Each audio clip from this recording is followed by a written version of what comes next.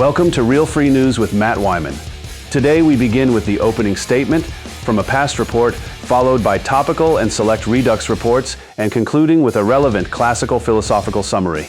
This is the second pilot episode. The official series premiere of Real Free News with Matt Wyman debuts next Monday, June 8th. In addition, the White Imperative Foundations of Racial Survival and Renewal will release the same day and coincide with the show's official launch. The ebook is available for pre-order now. The audiobook will be available free online, and the hardcover edition releases that day. Stay tuned in for the next hour because it's about to get real free news. The phenomenon documented as COVID-19, which first appeared in late 2019, was never a spontaneous viral outbreak or isolated laboratory incident. It represented the deliberate culmination of a meticulously engineered, multi-generational plan whose singular objective has remained unchanged for centuries: the establishment of total dominion over humanity and the world itself. This plan, rooted in an ancient and unrelenting ambition to rule, wove biological, psychological, economic, and political instruments into a seamless mechanism of control. Whether a physical pathogen existed in the precise form later described matters far less than the orchestrated exploitation of global interconnectedness, fear, and institutional fragility that reshaped societies overnight. What history records as a pandemic was, in truth, the precise execution of a strategy honed across millennia, designed to disrupt, centralize, and consolidate authority on a planetary scale. The timing, scope, and synchronized global response were no accident, but the fulfillment of a vision that had patiently awaited the conditions of modernity: dense populations, instantaneous communication, economic interdependence, and advanced technological levers to bend reality to its will. The ambition to rule the world first stirred in the shadowed recesses of prehistory, when the earliest human societies confronted the chaos of survival. In those primordial settings, a visionary leader, perhaps a chieftain atop a hill, or a shaman invoking unseen forces, envisioned a unified domain under singular command. The world at that time was limited to the reach of voice or arrow, yet the impulse to dominate it was boundless. Power rested on strength, ritual, and the promise of protection, yet certain minds discerned that lasting dominion required more than transient allegiance. It demanded the unification of wills, the suppression of dissent, and the forging of a shared destiny. This embryonic idea survived through oral traditions, enigmatic markings on stone, and the rites of nascent cults. Its resilience stemmed from its universality, an ambition capable of adapting to any culture or epoch. As civilizations emerged along the Tigris and Euphrates, the fertile Nile, or the Central Asian steppes, the vision expanded in tandem with expanding horizons. Conquests such as those of Sargon of Akkad or the divine claims of Egyptian pharaohs, alongside the societal harmonies articulated by Confucius or the hegemonic dreams of Greek city-states, echoed its call. The idea persisted not as a single doctrine, but as a recurring impulse, transmitted invisibly by travelers, scribes, and secret keepers who recognized its latent power. By the Iron Age, it surfaced in cryptic forms: prophecies etched on Babylonian tablets, pacts among tribal elders, or oracular riddles thriving in the margins of empires that rose and fell. Each iteration refined the concept of a manageable domain, sowing the seed that would one day germinate as COVID-19. Centuries of refinement transformed this raw aspiration into a calculated, multifaceted plan. The collapse of early empires demonstrated that brute conquest alone could not sustain control over an ever-widening world. The plan's inheritors, rulers, philosophers, and unseen stewards, shifted towards subtler instruments: ideology as unifier, fear as catalyst, and economic interdependence as lever. In the medieval era, the Catholic Church illustrated how a shared creed could transcend borders, its crusades and tithes offering early templates for centralized authority. Trade routes, from the Silk Roads to spice trails, further expanded the known world, allowing Venetian and Genoese bankers to pull economic strings that shaped distant societies. The Renaissance and Enlightenment supplied intellectual tools: Machiavelli's Science of Power, Locke's Social Contract, and Rousseau's General Will each contributed methods to bend collective behavior without constant bloodshed. Colonial empires tested global reach, their successes and failures teaching the limits of overt force. Science, from Newton's mechanics to Pasteur's germ theory, introduced invisible weapons more potent than cannons. The Industrial Age accelerated everything. Railroads, telegraphs, and steamships shrank distances. creating a web of commerce that the plan could exploit. Pandemics, such as cholera and the precedents of the Spanish flu, revealed how disruption could consolidate power. By the 20th century, mass media, global conflicts, and emerging technologies, computers, satellites, genetic engineering provided precision instruments. The plan no longer required armies; it operated through synchronized crises propaganda and institutional capture. Its stewards, whether a continuous lineage or successive rediscoverers of the same imperative, distilled history's lessons into a strategy of elegance and reach. COVID-19 emerged as the perfected instrument, a phenomenon that could masquerade as chance while exploiting every vulnerability of a hyper-connected globe. By the early 21st century, the plan had crystallized into the architecture of COVID-19 itself. Advances in virology, systems theory, and behavioral science supplied the blueprint. Whether a biological agent was released or a narrative of threat was sufficient, the effect remained identical: rapid dissemination of fear amplified by instantaneous media, economic paralysis through coordinated shutdowns, and political centralization via emergency decrees. The design exploited globalization's fragile sinews, supply chains, financial markets, and digital networks to create cascading failures that funneled authority upward. Lockdowns, masking protocols, and vaccine mandates were not reactive measures, but integral components engineered to normalize obedience, fracture social bonds, and accustom populations to surveillance and compliance. Timing was exact, amid pre-existing anxieties over climate, inequality, and geopolitical tension. The phenomenon struck with surgical precision. Its adaptability was its genius.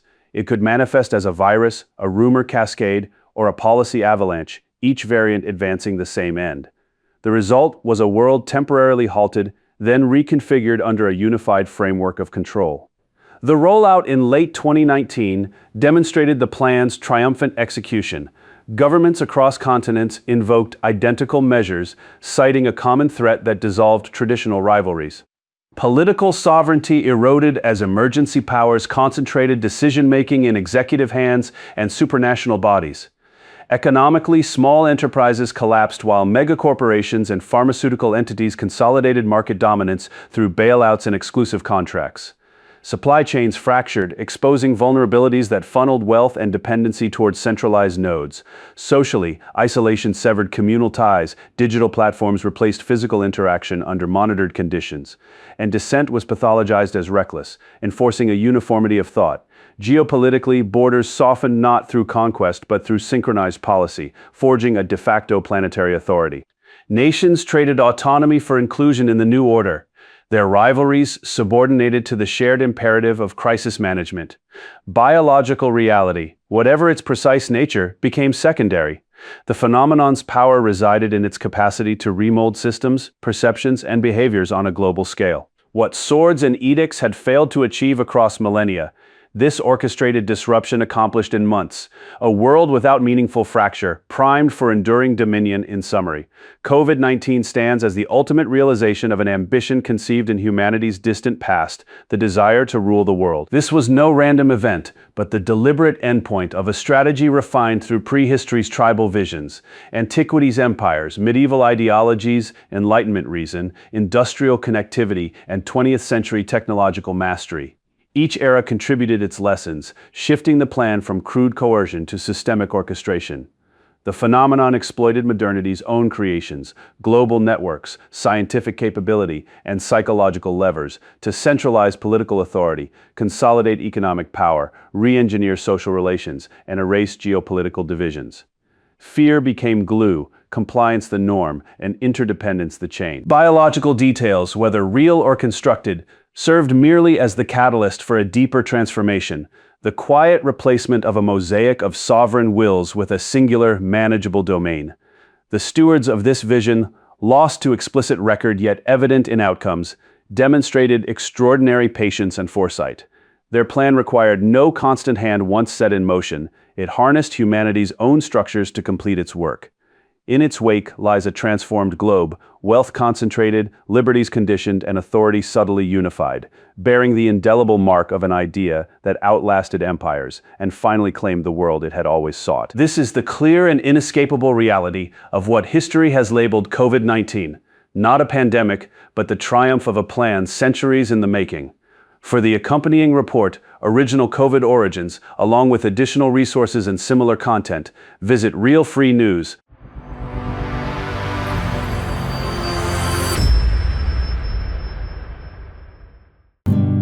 Renewal of the white race begins with the decision of a single individual to live consciously and purposefully, then spreads outward through organized collective effort.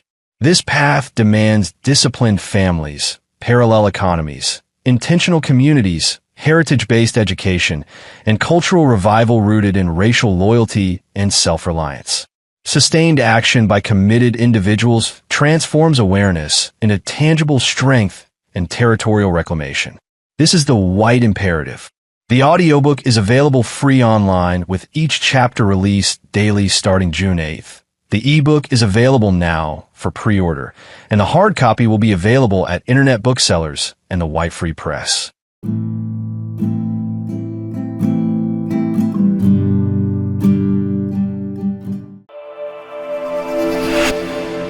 Western nations, particularly the United States, have accumulated a pattern of legislative and policy decisions that have progressively undermined the foundational principles of their founding.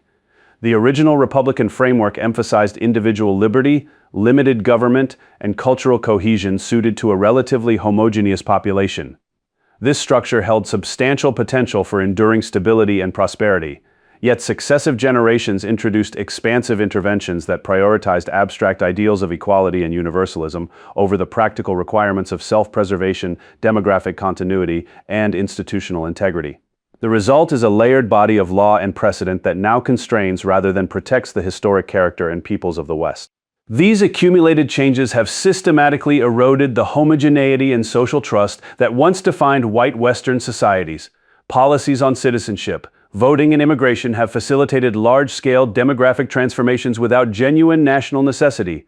Constitutional amendments enacted under coercive conditions expanded federal authority and redefined rights in ways that departed from the original design.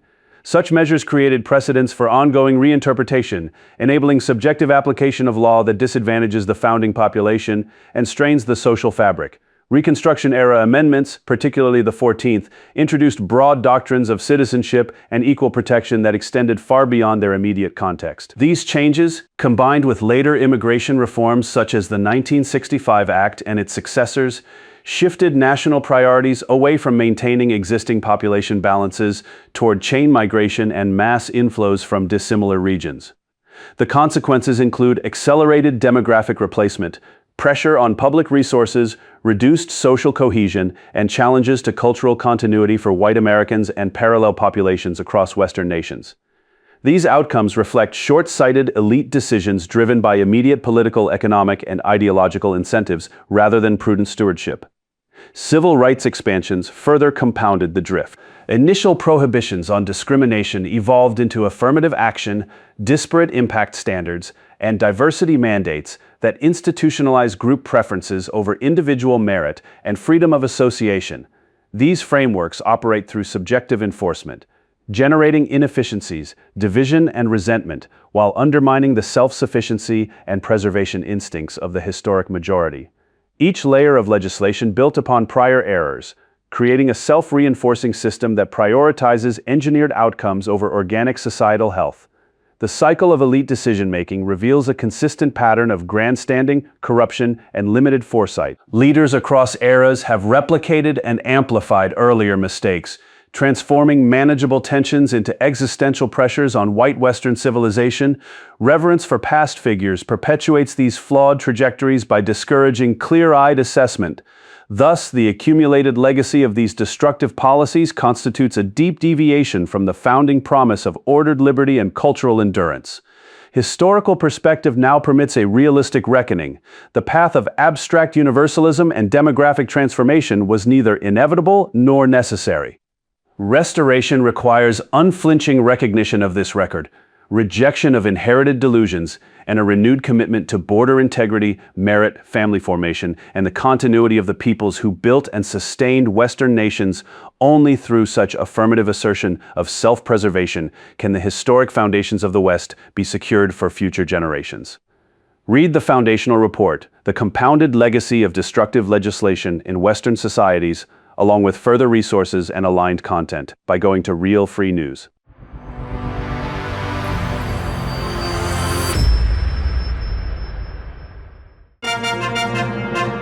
Courage was neither blind rage nor idle boast. It was the deliberate choice to face danger with disciplined purpose, blending physical bravery in battle with moral strength and counsel.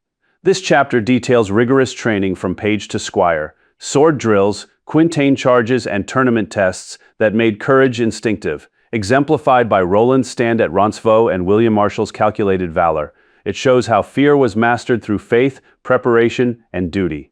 Moral courage in speaking truth and upholding justice proved as vital as battlefield charges, refining the knight into a guardian of order rather than a reckless fighter. This is the Citadel Code. The audiobook is available free online, hard copy and ebook available at internet booksellers.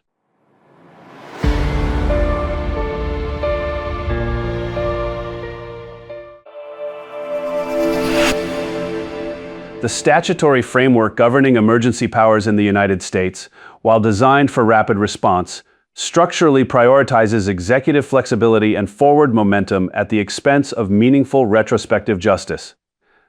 Legislatures have deliberately delegated broad authority through statutes such as the National Emergencies Act of 1976, the Stafford Act, and parallel state provisions.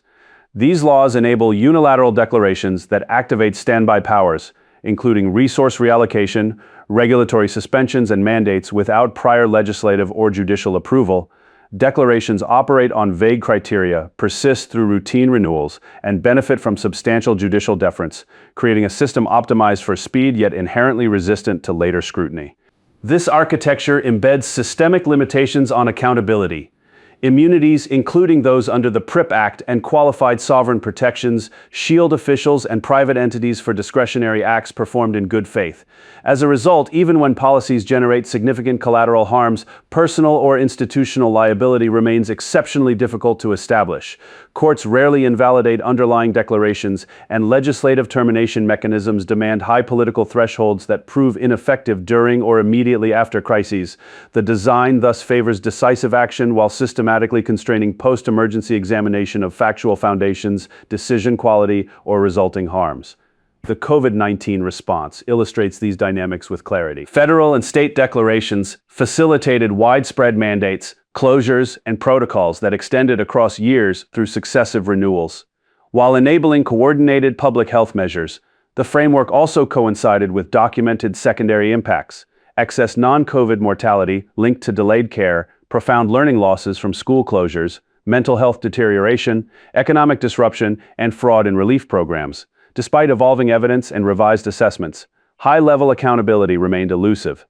Immunities and deference doctrines prevented prosecutions or successful challenges to core decisions, with remedies confined to narrow prospective adjustments in select states. This outcome underscores a recurring pattern in which emergency governance generates momentum that outlasts the original threat, leaving affected communities without adequate mechanisms for redress. A principled approach to crisis governance must therefore affirm the necessity of robust retroactive accountability as an essential complement to emergency authority.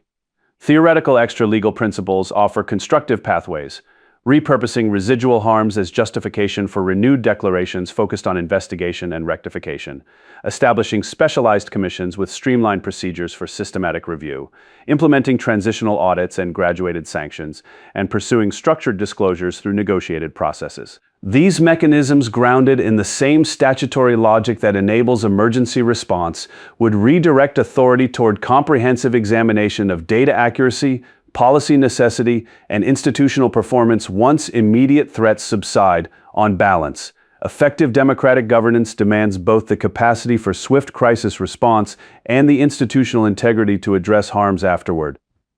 The current emergency powers framework excels in the former while falling short in the latter, producing a structural imbalance that diminishes public trust and leaves accountability elusive.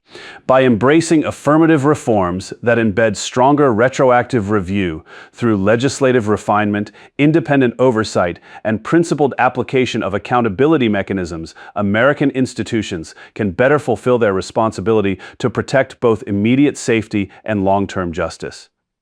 This balanced standard represents the professional and ethical imperative for future crisis governance. For the complete original report, emergency powers, immunity, and retroactive accountability, theoretical analysis of crisis governance, and justice mechanisms with supporting materials and similar pieces, visit Real Free News.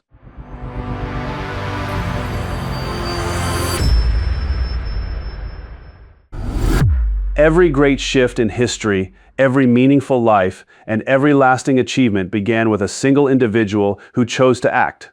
The world changes not through crowds or systems, but through one person who decides enough is enough and steers a new direction. Your life today is the sum of decisions already made, yet the future remains open. Your next choice can rewrite everything. History proves ordinary individuals, without fame or fortune, sparked revolutions in thought, persistence, and justice simply by claiming their inner power. You hold the steering wheel. Pause, declare, "I am the one," and watch the hidden force within you awaken through quiet compounding decisions in relationships, health, and purpose.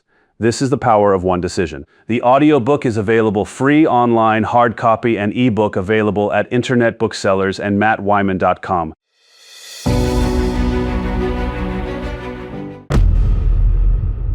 Universal public access to all evidence generated in taxpayer-funded criminal investigations constitutes an indispensable democratic requirement. Federal agencies, including the FBI, DEA, and ATF, operate exclusively on public resources and exercise authority derived from the consent of the governed. Consequently, every forensic report, surveillance recording, witness statement, digital artifact, and physical exhibit produced through these investigations belongs to the American people as a matter of fundamental right. Secrecy in such investigations enables and perpetuates institutional corruption. When agencies withhold materials behind claims of privacy, ongoing operations, or national security, they create informational asymmetries that shield misconduct, protect powerful actors, and obscure systemic failures. This opacity fosters a self-reinforcing cycle. Initial concealments become normalized practices, subsequent administrations inherit and expand sealed archives, and the sheer volume of hidden data renders accountability structurally impossible. Officials learn that errors, biases, or abuses can be insulated indefinitely, while whistleblowers face retaliation for challenging the veil. Public trust erodes into cynicism, civic engagement declines, and the justice system drifts further from the citizenry it claims to serve. The truth, once merely delayed, becomes deliberately unattainable, transformed into a controlled commodity rather than a public good. Transparency performs essential functions that secrecy cannot replicate. It enforces genuine accountability by exposing misconduct and preventing the shielding of insiders. It anchors public discourse in verifiable facts instead of speculation and rumor. It preserves an authentic historical record, enabling scholars and citizens to identify patterns such as selective enforcement, prosecutorial overreach, or institutional bias. It equips policymakers with empirical evidence for meaningful reform. Most critically, it reaffirms democratic legitimacy. Government derives its power from informed consent, not from managed narratives or bureaucratic discretion. Taxpayers who finance these investigations possess an absolute entitlement to examine their outputs. Any system that denies this access fundamentally inverts the relationship between the people and their government. Practical mechanisms already demonstrate that transparency and necessary protections are fully compatible. Systematic redaction removes personally identifiable information while preserving substantive content. Secure viewing facilities permit supervised examination of sensitive materials without reproduction or dissemination. Time-delayed declassification, typically after 25 years, balances immediate concerns with long-term public interest. Independent oversight bodies composed of cleared experts from academia, journalism, and the judiciary can adjudicate exceptional sealing requests with impartiality. Advanced tools, including artificial intelligence, assisted anonymization, encrypted tiered access portals, and victim-directed redaction protocols further strengthen these safeguards. These instruments, successfully deployed in discrete contexts, can be scaled across all federal investigative domains without compromising safety or privacy. The current legal framework falls woefully short. The Freedom of Information Act offers only a reactive, exemption-riddled pathway subject to agency discretion and protracted litigation. No statute imposes a default presumption of disclosure for completed investigations. This vacuum allows secrecy to flourish as the operative norm rather than the exception. Comprehensive reform is therefore mandatory. A Federal Evidence Transparency Act must establish automatic release of all investigative materials within 180 days of case closure unless agencies provide compelling, externally reviewable justification for continued withholding. It must fund nationwide secure access infrastructure, protect whistleblowers, and mandate annual public reporting on transparency metrics. The modest investment required represents a fraction of law enforcement budgets and yields immense returns through reduced litigation, enhanced credibility, and informed governance. Persistent secrecy breeds institutional decay. When evidence remains hidden, powerful interests exploit the darkness to evade scrutiny. Initial procedural withholdings evolve into permanent barriers. The public, deprived of primary sources, turns to leaks and speculation, further eroding confidence. Researchers and journalists produce incomplete analyses, policymakers enact reforms based on distorted pictures, and the cycle of unaccountable power intensifies. Breaking this pattern requires inverting the default. Secrecy must justify itself rigorously and periodically, while openness becomes the foundational operating principle of taxpayer-supported justice. In summary, universal public access to taxpayer-funded criminal investigative evidence is not optional, but essential to the survival of legitimate democratic governance. Citizens who pay for these investigations possess an inviolable right to examine their results. The societal benefits, accountability, informed discourse, historical accuracy, policy improvement, and restored legitimacy far outweigh any manageable risks, which existing and emerging technologies can effectively neutralize. Congress must enact decisive legislation establishing a presumption of disclosure. Agencies must reorient their cultures around transparency as a core duty. Civil society must maintain unrelenting pressure to ensure compliance. The alternative is an increasingly insulated justice apparatus prone to manipulation and alienated from the public it serves. A government that systematically conceals the evidence it produces with public money has already abandoned its claim to represent the people. The evidence belongs to those who funded it. The moment to restore transparency is now. Continued secrecy suffocates democratic vitality and invites the very abuses it claims to prevent. For the full original report, Universal Public Access, the Principle of Transparency in Taxpayer-Funded Criminal Investigations, along with additional resources and similar content, visit Real Free News.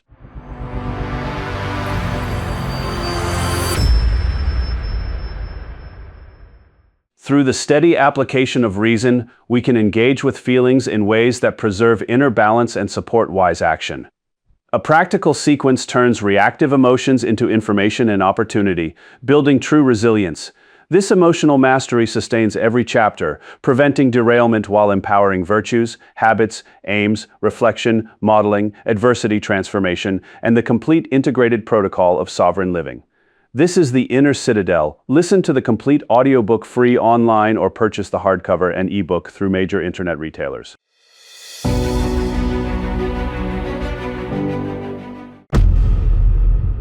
Contemporary political landscapes reveal a disquieting reality. The highest echelons of global and national leadership are not products of genuine democratic processes or merit-based selection, but carefully orchestrated placements by the New World Order, NWO. This shadowy network has engineered systems of governance where those in power serve as pliable instruments, often too naive to perceive their manipulation or too corrupt to resist it, advancing a long-term agenda of centralized global control.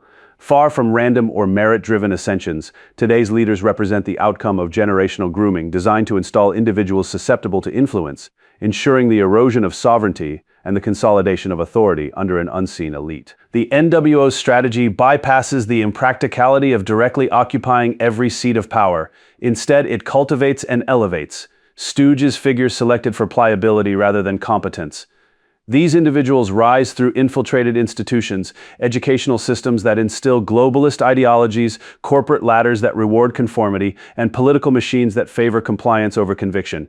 Grooming spans generations, embedding ideological seeds early, so that by the time these figures reach prominence, they operate under the illusion of autonomy while faithfully advancing the NWO's directives. Their susceptibility stems not from exceptional intellect or vision, but from a combination of naivety and self-interest that renders them ideal conduits for external agendas. This manipulation operates across multiple domains with clinical precision. Politically, elections function as theater, manipulated through financial influence, media shaping, and institutional capture to install preferred figures.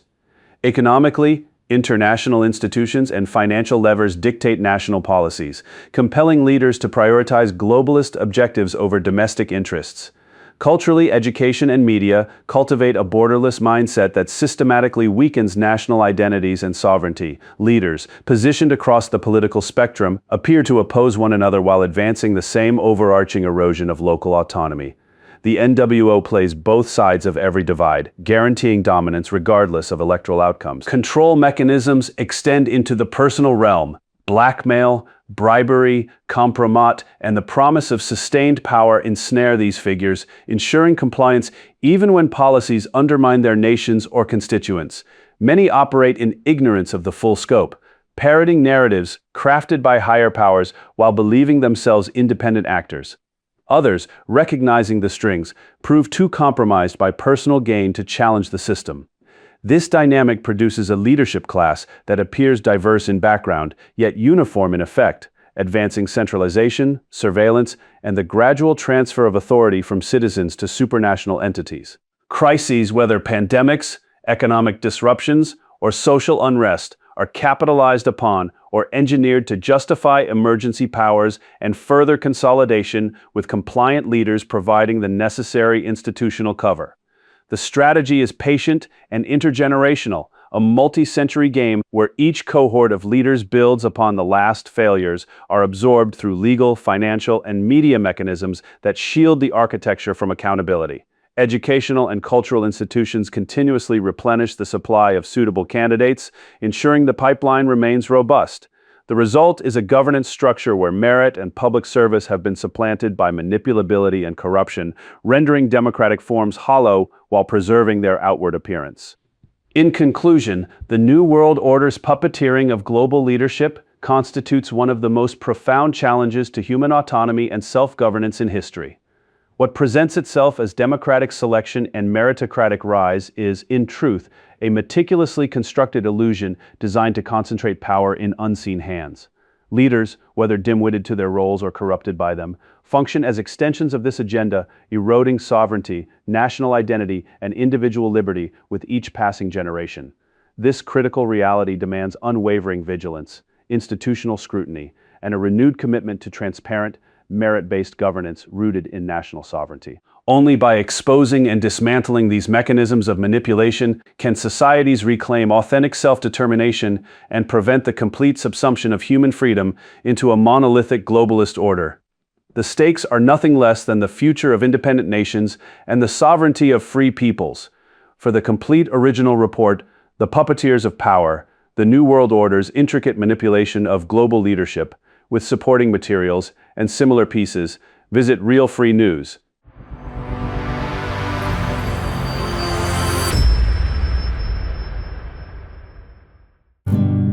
The doctrine of equality stands in direct opposition to every observable fact in the natural world.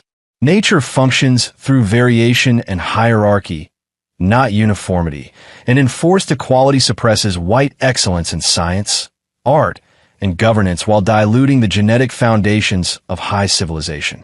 Forced integration and race mixing accelerate measurable decline in standards, trust, and achievement. Rejecting this illusion restores natural order and unlocks the race's true potential. This is the white imperative. The audiobook is available free online, with each chapter released daily starting June 8th. The ebook is available now for pre-order, and the hard copy and ebook will be available at internet booksellers and the White Free Press.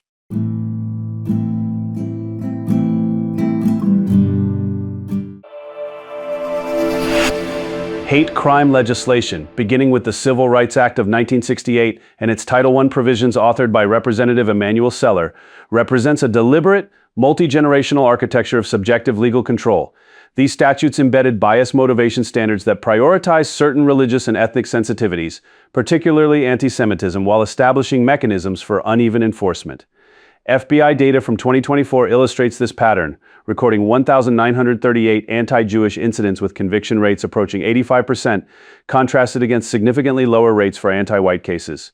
Such disparities are not incidental, but reflect the foundational design that elevated specific group protections above uniform application of justice. Pre-1968 foundations, including the Civil Rights Act of 1964 and the 1957 Civil Rights Act, both advanced with substantial involvement from figures such as Keller and organizations including the Anti-Defamation League and American Jewish Committee, introduced disparate impact doctrines and bias investigation commissions. These laid essential groundwork for later subjectivity. Subsequent measures, among them the Equal Credit Opportunity Act of 1974, sponsored by Representative Bella Abzug, the Hate Crime Statistics Act of 1990, and various amendments to housing, employment, and voting statutes, progressively expanded vagueness. This evolution enabled profiling avoidance, racial omission policies, documented reductions in suspect descriptions by approximately 30% post-2014, and selective enforcement that shielded favored narratives while targeting dissent within majority populations. International parallels confirm the pattern. The United Kingdom's Public Order Act of 1986, Crime and Disorder Act of 1998, and Scotland's Hate Crime and Public Order Act of 2021 have produced over 137,000 recorded offenses in 2024, including extended custodial sentences for online expression. European statutes such as Germany's Volksverhetzung provisions and France's Gayssot Act demonstrate comparable expansion into speech regulation. In the United States, adoption of the IHRA definition in 35 states by 2025 further institutionalizes these standards, extending reach to criticism of policy or historical interpretation. This progression operates through layered legal ambiguity, theoretical constructs of power and dialectic, and institutional collaboration across advocacy groups. It normalizes differential treatment, entrenches selective prosecution, and subordinates traditional liberties of speech, association, and equal protection under law. White political actors who facilitated these expansions compounded the effect, advancing a system that ultimately constrains the very populations it claimed to serve. Strategic reversal requires precise, reciprocal application of existing vagueness, directing enhanced penalties toward originators, administrators, and beneficiaries of selective enforcement, including institutional actors exhibiting documented anti-majority bias. This mirrored lawfare exposes internal contradictions before advancing full repeal. Such an approach exploits the statute's own indeterminacy to restore neutrality. In summary, the hate crime regime, from its 1968 origins, through decades of incremental expansion, constitutes a sophisticated apparatus of asymmetric control that undermines sovereign equality and autonomous national life. Its theoretical foundations and empirical outcomes reveal a consistent trajectory toward thought regulation and group-based privilege. Immediate, disciplined reversal through existing mechanisms, followed by comprehensive legislative dismantling, is essential to eliminate these distortions and re-establish impartial justice. Only by decisively ending this multi-generational framework can societies reclaim foundational principles of equal protection, free expression, and self-determination free from engineered subversion. For the core original report, Evolution of Subversive Multi-Generational Jewish Hate Crime Law Schemes to Strategic Reversal and Restoration of Autonomy from Tyranny, and a range of supporting resources with related topics, visit Real Free News.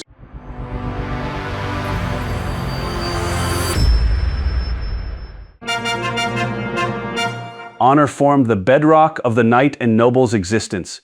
It meant a man's word stood as solid as the citadel's curtain walls, unyielding against every assault.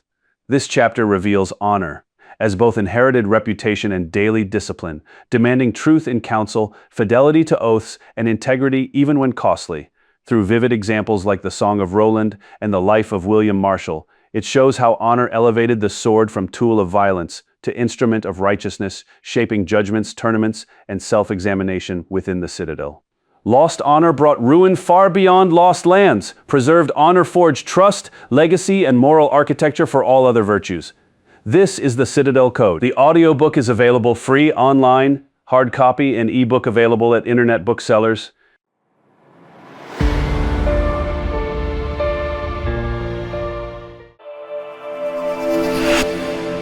Modern government has expanded far beyond its legitimate purpose, transforming from a limited provider of foundational public goods into an expansive, self-perpetuating bureaucracy that prioritizes its own growth over public benefit. This evolution represents a fundamental departure from sound governance. The true role of government is narrow and specific: the construction and maintenance of roads, the provision of clean water, and the reliable delivery of electricity. These functions enable commerce, safety, and daily life. All other activities exceed this baseline and serve primarily to sustain the administrative apparatus itself. A vast network of public employees funded entirely by compulsory taxation now consumes enormous resources through salaries, pensions, benefits, and overhead while producing little verifiable value for citizens. Regulatory agencies generate paperwork, redundant inspections, and compliance burdens that solve no pressing problems. Social service departments, welfare programs, housing authorities, and international aid initiatives create structures of dependency rather than fostering independence. These programs respond not to genuine public demand, but to internal incentives for expansion, drawing resources from productive sectors of the economy and redirecting them into activities that deliver marginal or negative net returns. Private sector workers, who must create tangible value to earn compensation, operate under clear accountability. Their success depends on meeting market needs through voluntary exchange. In contrast, many government functions lack this discipline. Tasks often involve report generation, meetings, and rule enforcement, whose necessity remains unverified by those outside the system.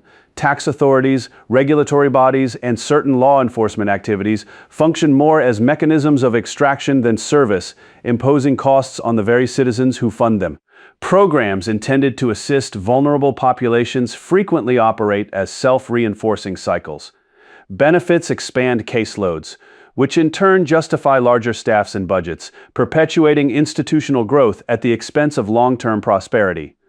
Public compensation drawn from coercive taxation, combined with job protections and guaranteed benefits, further distances these roles from market realities. When significant portions of the public workforce advance partisan objectives through selective enforcement, policy design, and resource allocation, the line between neutral administration and political machinery dissolves. This structure shields itself through layered protections, including qualified immunity, union contracts, and administrative rules that resist scrutiny and reform. The economic consequence is a continuous cycle of extraction and recirculation. Taxes fund salaries and programs which generate statistical justification for further spending, all while diminishing overall societal wealth. Essential infrastructure deteriorates as administrative layers multiply. In conclusion, effective governance demands a return to government's essential functions, roads, water, and electricity, while eliminating the expansive superstructure that extracts without commensurate value. Only by restoring this disciplined, limited framework can government once again serve the public interest rather than its own perpetuation. This restoration represents the clearest path to renewed prosperity, accountability, and fiscal integrity. Discover the source report. The expanding bureaucracy, how public employment drains resources, serves no genuine purpose, and operates against the public interest, together with more in-depth resources and similar material on Real Free News.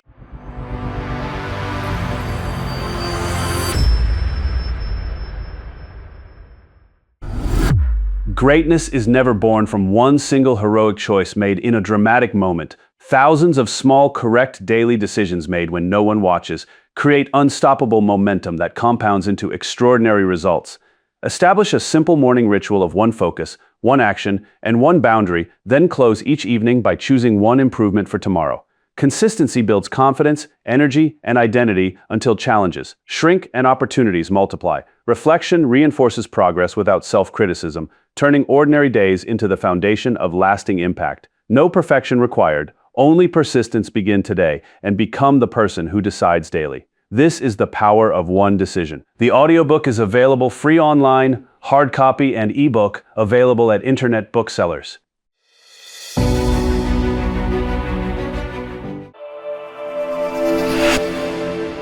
The most formidable protection shielding those responsible for the COVID response is not legal immunity or institutional inertia alone, but the profound reality of collective complicity cemented in COVID blood. This phenomenon binds thousands across government, corporations, media, healthcare, education, and law enforcement through their direct participation in policies that caused widespread, documented harm. The blood in this metaphor is literal. The injuries, suffering, and deaths that followed mandates, coercive protocols, and medical interventions. Once so many individuals in positions of authority became actively involved, any meaningful pursuit of accountability threatens to expose the shared responsibility of the broader network. This cemented bond of mutual self-preservation has proven far more effective than any statute or court ruling. The orchestrators of the response deliberately designed the system to entangle participants at every level. Hierarchical directives, emergency powers, institutional pressure, and incentives compelled public officials, administrators, corporate executives, school leaders, and law enforcement to enforce mandates and suppress dissent. Each signed order, public statement, enforcement action, and institutional decision created visible, documented participation. The result is a contemporary form of blood cement, a collective understanding that investigating the primary planners risks implicating countless others who executed the policies. This architecture transformed individual actions into a shared enterprise, making systematic accountability extraordinarily difficult. This dynamic represents a severe civilizational governance failure. Institutions and individuals entrusted with protecting public health and constitutional rights instead became instruments of harm. The pre-planned legal shields and immunity mechanisms further reinforced the bond, ensuring that participants recognized their personal stake in maintaining the narrative of legitimacy. The crimes COVID treason through unconstitutional power centralization, COVID murder through foreseeable harm, and COVID child abuse through interventions on minors became shielded not merely by law, but by the scale of collective involvement. The public record of participation makes denial untenable. Once scrutiny begins, yet it simultaneously strengthens the incentive for institutional silence. The psychological dimension compounds the problem. Participants engaged in denial, rationalization, and self-preservation to avoid confronting their role in the harm inflicted, particularly on children. This collective psychological barrier, combined with professional and reputational risks, creates powerful inertia against justice. The same networks extend into interconnected spheres of power, protecting not only COVID-era actions but broader patterns of institutional behavior. In the final analysis, collective complicity cemented in COVID blood stands as the ultimate layer of impunity. It explains the persistent institutional reluctance to investigate or prosecute despite overwhelming documentation. Breaking this bond requires deliberate, sustained action, systematic identification and naming of the most documented public figures, electoral removal of compromised officials, and targeted legal accountability beginning at local levels with specific victims.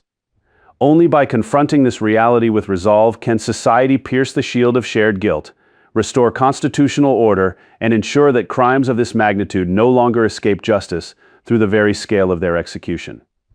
The public record is clear, the moral and civic imperative is equally clear. Accountability must prevail over collective self-protection. For the original source report, collective complicity as the ultimate layer of impunity, cemented in COVID blood, along with extra resources and similar material, visit Real Free News.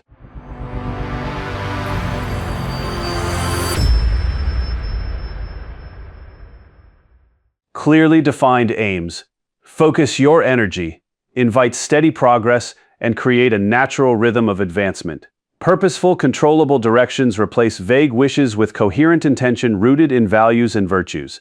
They act as the compass for the full protocol, aligning control, habits, emotional mastery, reflection, modeling excellence, setback alchemy, and the integrated life into meaningful forward movement.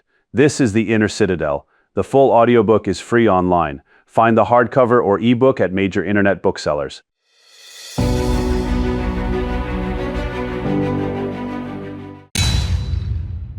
Hagakure, The Book of the Samurai by Yamamoto Tsunetomo. Book 1. In this first book, I reveal the very heart of the samurai way. The way of the warrior is found in death. When the moment comes, you must be resolved to die.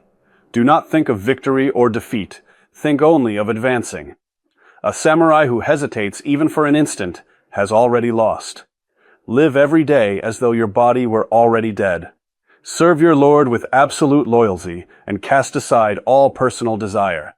When you have made up your mind to die, you will accomplish anything. The man who is afraid of death will never be of use. I say this plainly. The samurai must be ready to throw away his life at any moment for his Lord or for the sake of righteousness. This is the foundation of all that follows. Train your mind in this truth until it becomes your very blood and bone. Book 2. In this second book, I speak of the daily practice of loyalty. A retainer must think of his Lord morning and night. Even in sleep, your mind must remain with him.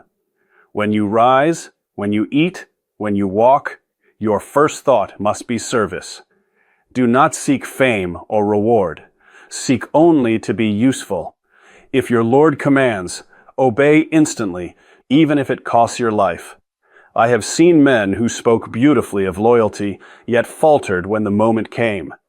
True loyalty is shown in small things as well as great. Keep your weapons ready, your body strong, your mind clear. Never complain, never hesitate. This is the way a samurai repays the debt he owes his lord for every bowl of rice he has eaten. Book 3.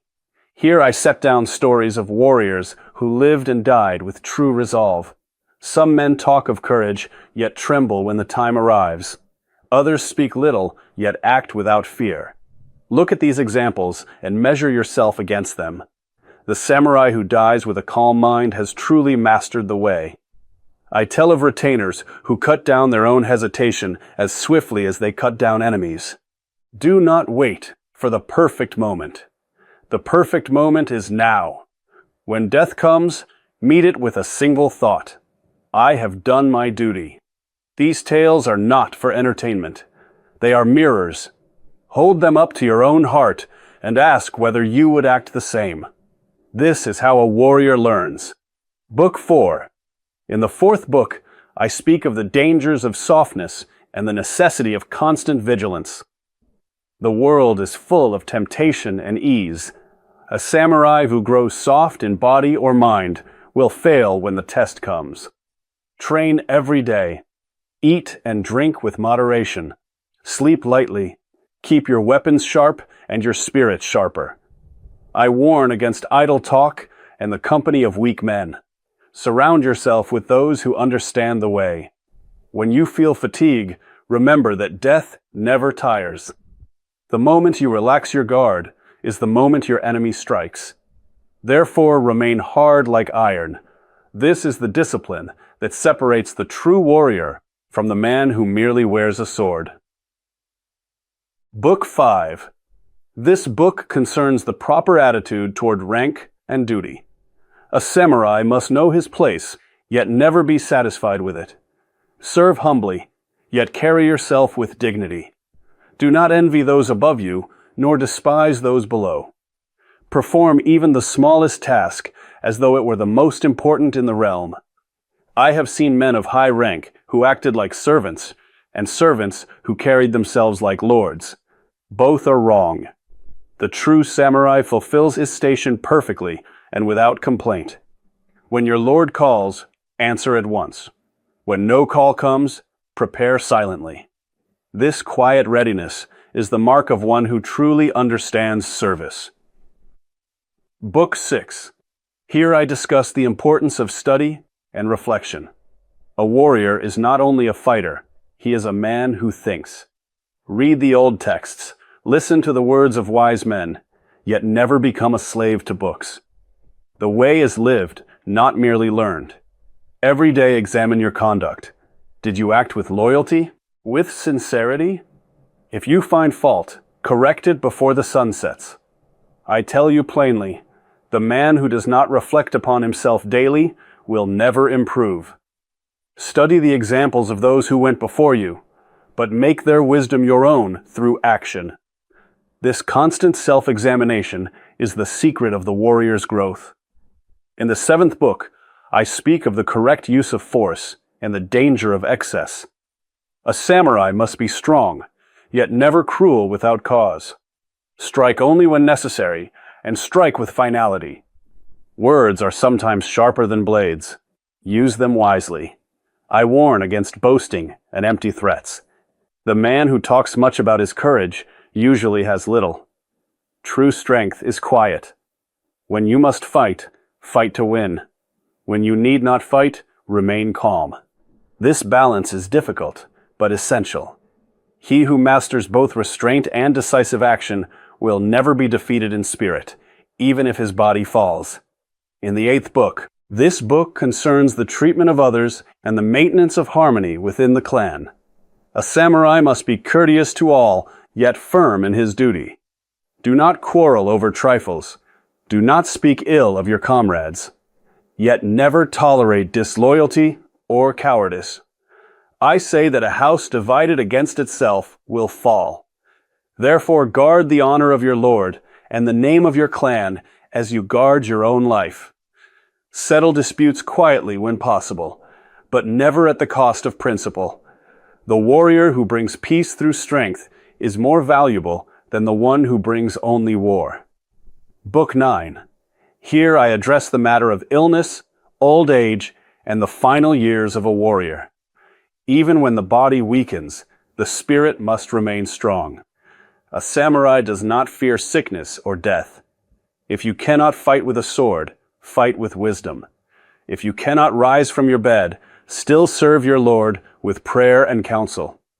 I have lived long enough to see many strong men become frail. Use the time left to you to perfect your mind. When the end comes, meet it with the same resolve you showed in youth. This is the final test of the way. Book 10. In this 10th book, I speak of the hidden dangers that lie within a man's own heart. Pride, anger, desire. These are the true enemies.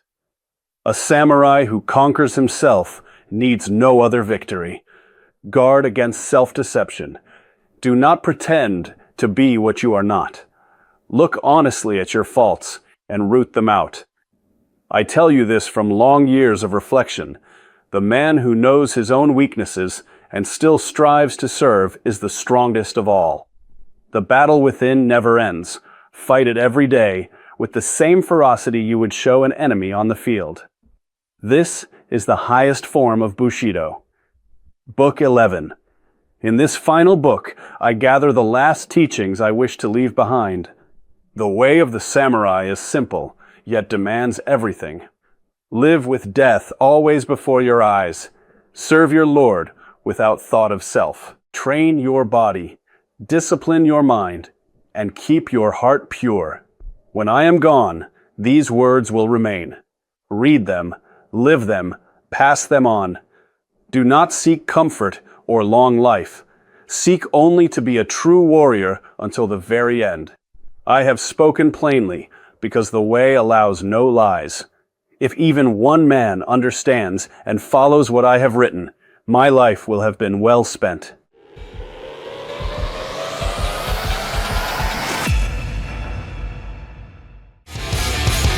Thank you for listening to Real Free News with Matt Wyman.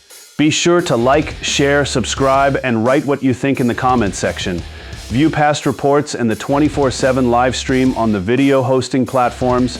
Check out the Real Free News store for real free food, books, merch, and more, including The White Imperative, Foundations of Racial Survival and Renewal. The ebook is available for pre-order now. The audiobook will be available free online, and the hardcover edition releases June 8th. Tune in again, and until then, remember to keep it Real Free News.